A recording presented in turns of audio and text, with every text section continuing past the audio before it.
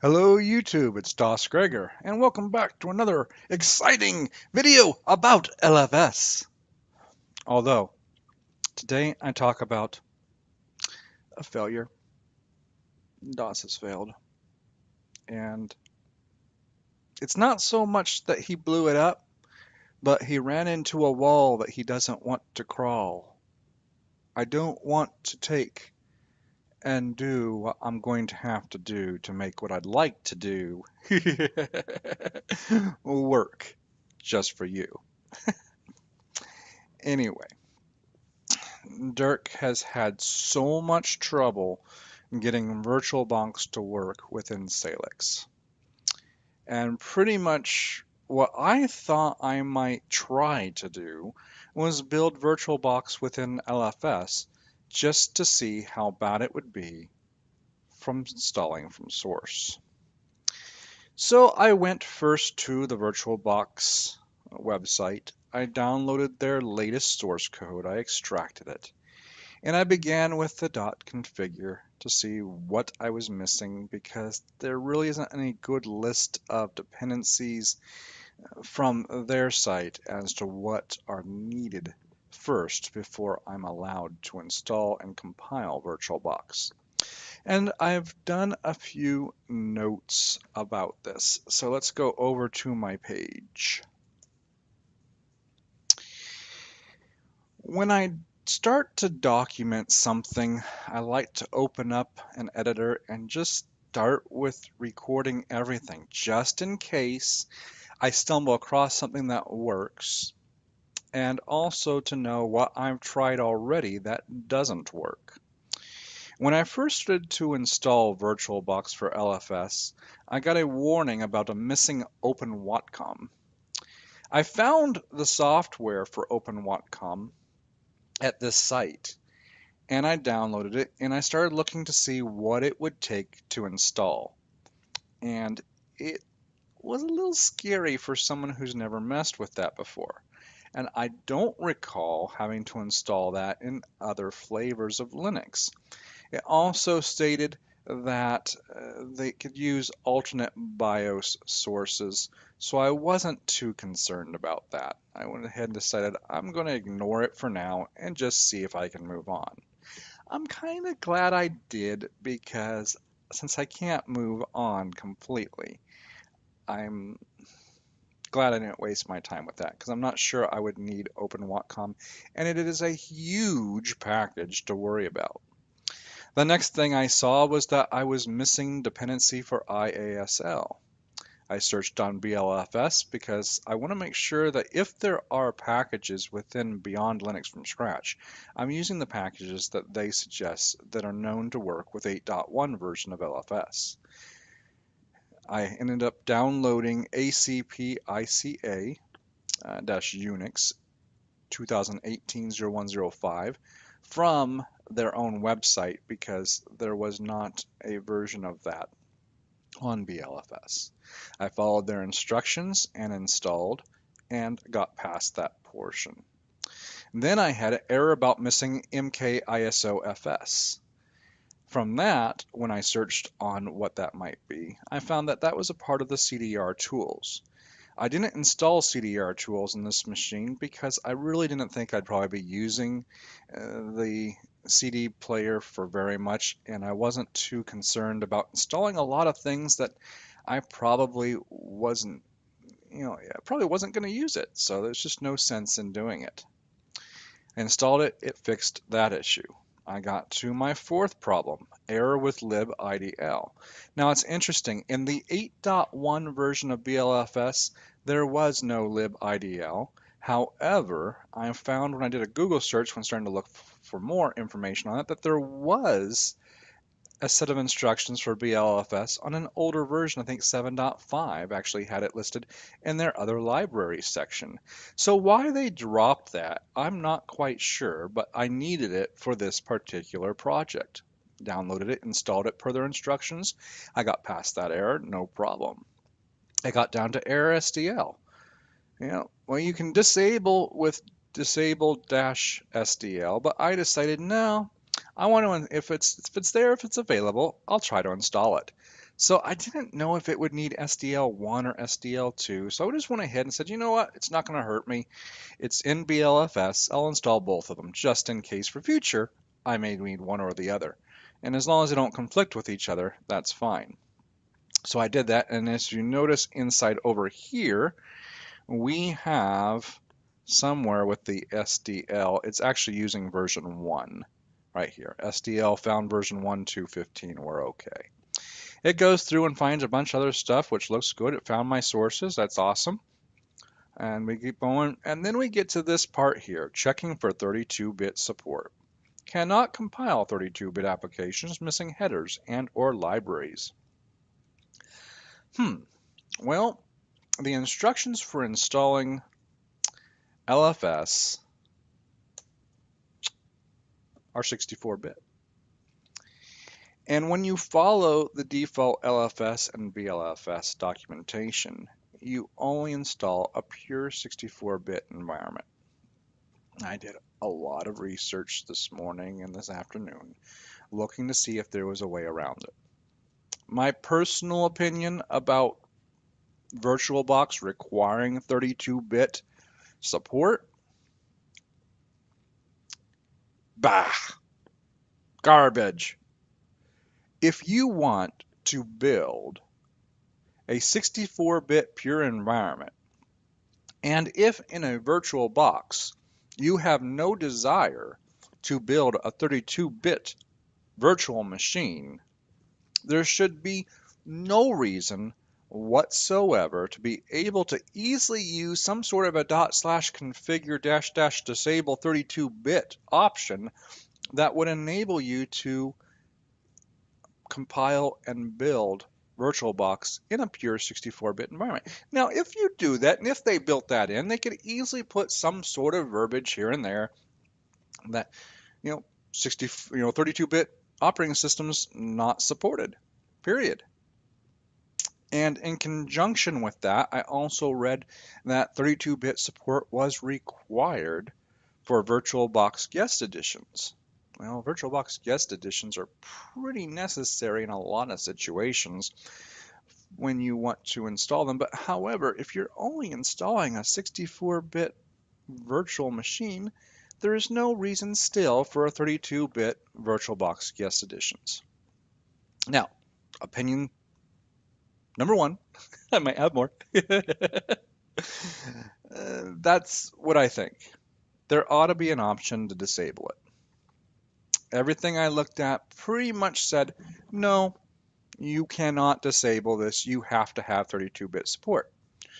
Next set of things that I'm doing, what do I need to do to make LFS multilib?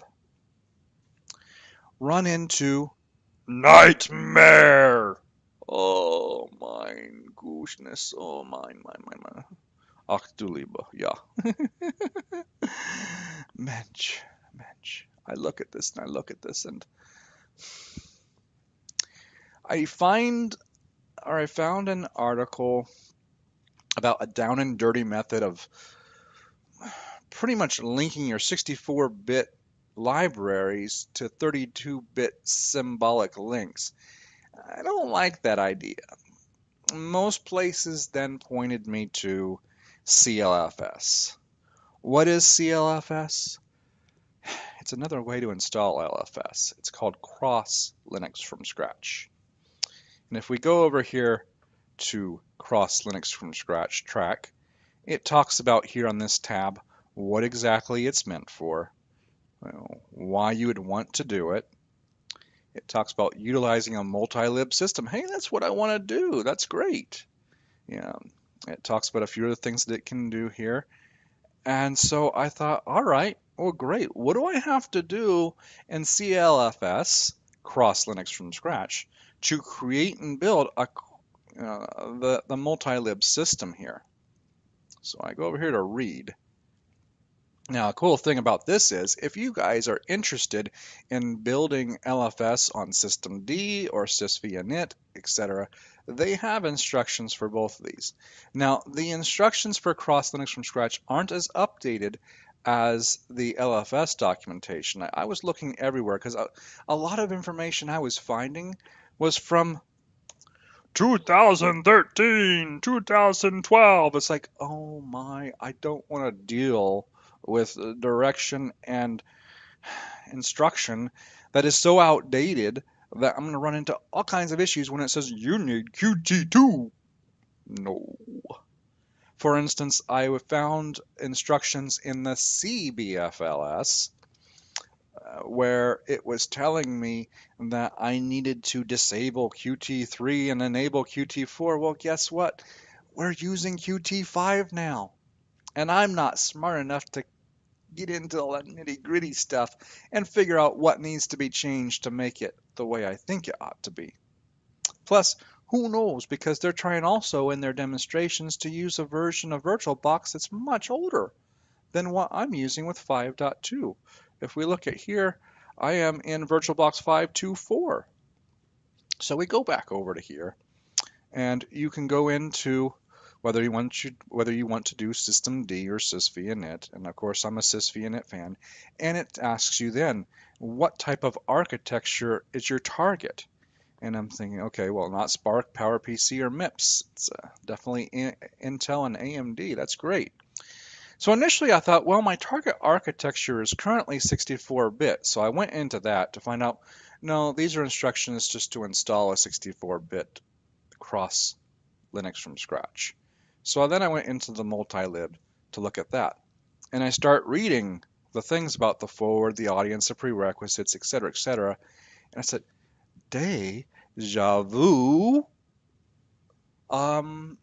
This is having me start LFS all over. This is not a set of documentation and instruction that will let me patch LFS and just make it work. Now, there's probably a way to do it, but I have not found very good documentation on how to do it, and I'm sorry. I may disappoint a few out there. DasGregor isn't smart enough to figure a lot of that stuff out on his own, and right now, I'm not ready to blow up LFS in an attempt just to get 32-bit support. And oh my goodness, why does a phone have to go off right in the middle of a video? Ugh. So it's fully energized. Super wunderbar. Anyway, I'm not ready to start and possibly blow up what I've worked for a couple of weeks on building, and I'm very happy with and very proud of where I've gotten so far with LFS just to test VirtualBox. And honestly, I don't feel this system is strong enough to use VirtualBox anyway. My main purpose of this was to see if I could install VirtualBox in a virtually vanilla version of Linux with Linux from scratch. If you can install something in Linux from scratch, from source, you should be able to use those same concepts, those same dependency requirements and everything else about that particular package and utilize that information in any version of Linux, whatever the distro is. And that's the thing that gets me about different distro versions. They have their own way of doing things, but deep down, except for maybe Red Hat, most all other distributions are in essence the absolute same when you get down to their bones. Now, there are some versions of Linux that say, we know a better way to do this than the standard Linux way and method. And okay, great. Yeah, well, you know what? You're going to be stuck with whatever they have decided you're going to do. And if you ever decide you want a package that they have decided not to build in their special way, and I'm not going to name names because I don't want to flame. But if you don't want, or if you do want a package that's not in their way of doing stuff, you're not going to have a good time trying to make it work. So I felt that if I could build VirtualBox and LFS, maybe I might be able to help Dirk out a little bit and show him how, even though the packages in his Salix install weren't working, this would be a method to get them to work with using source instead of the packages. Sadly enough, I run into this wall. 32-bit support required. And I'm not going to do that in LFS. So it is what it is. And I'll move on to finding a new project to work on in LFS and continue. I'm hoping that those searching to install Virtualbox in LFS will see this, and hopefully they'll realize, oh, if you really, really are going to want to build an LFS environment with things like this, it is best to look at the CLFS guide for building a multi-lib environment instead of after you've gone through 3-4 days of compiling, setting up everything from the LFS, and then deciding you want a multi-lib environment, to find out that it's not going to work. Oh man. Oh my. So, if it's morning, evening, noon, or night, if you want 32-bit support in LFS, make sure you build it from the source up at the beginning, not after the fact. Bye, guys.